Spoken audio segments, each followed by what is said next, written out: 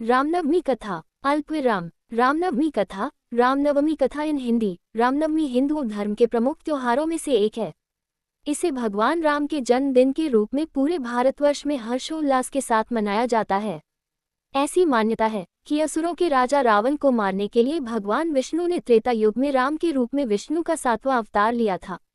वाल्मीकि रामायण के मुताबिक राम का जन्म चैत्र मास की नवमी को पुनर्वसु नक्षत्र तथा कर्क लग्न में अयोध्या के राजा दशरथ की पहली पत्नी कौशल्या के गर्भ से हुआ था।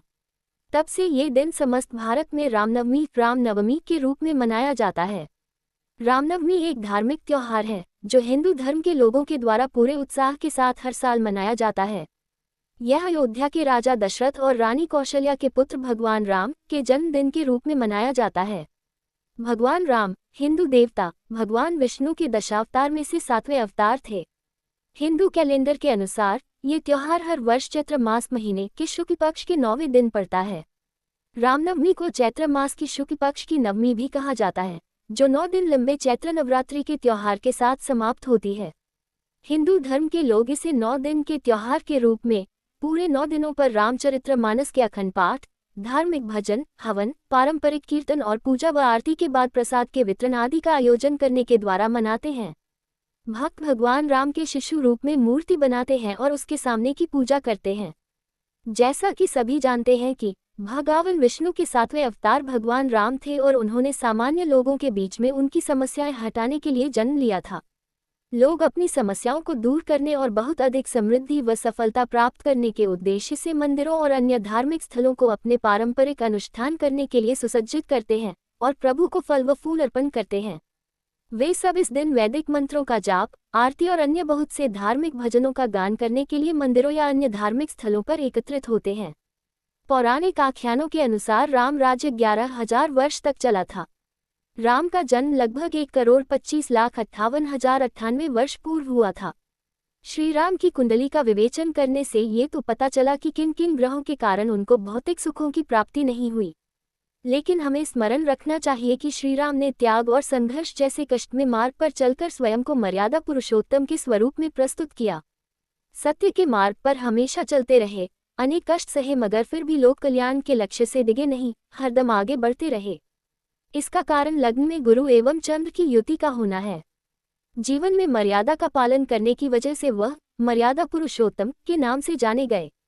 अयोध्या के राजकुमार होते हुए भी उन्होंने अपने पिता के वचन को पूरा करने के लिए वैभव का त्याग कर 14 वर्ष का वनवास व्यतीत किया और इन्हीं गुणों से भगवान राम युगों युगों तक भारतीय जनमानस पर अपनी अमिट छाप छोड़ते आए हैं।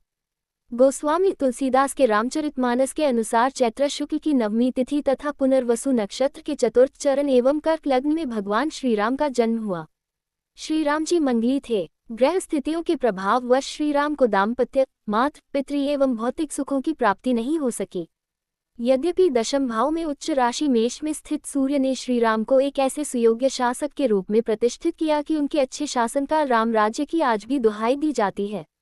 रामनवमी के दिन मंदिरों में विशेष पूजा अर्चना का आयोजन किया जाता है। इस अवसर पर उनकी जन्मस्थली अयोध्या नगरी में उत्सव का माहौल रहता है।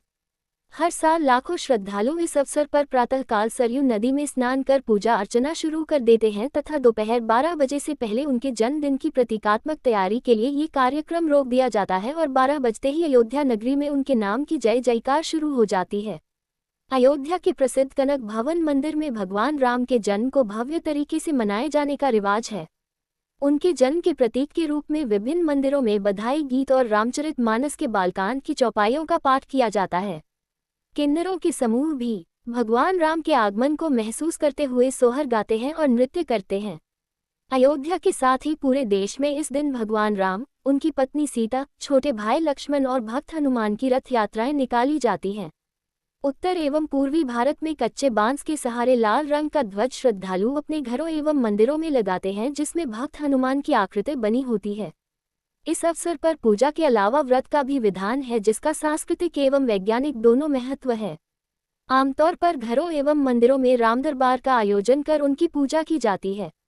माना जाता है कि इस व्रत से श्रद्धालु भक्ति के साथ मुक्ति भी प्राप्त करते हैं।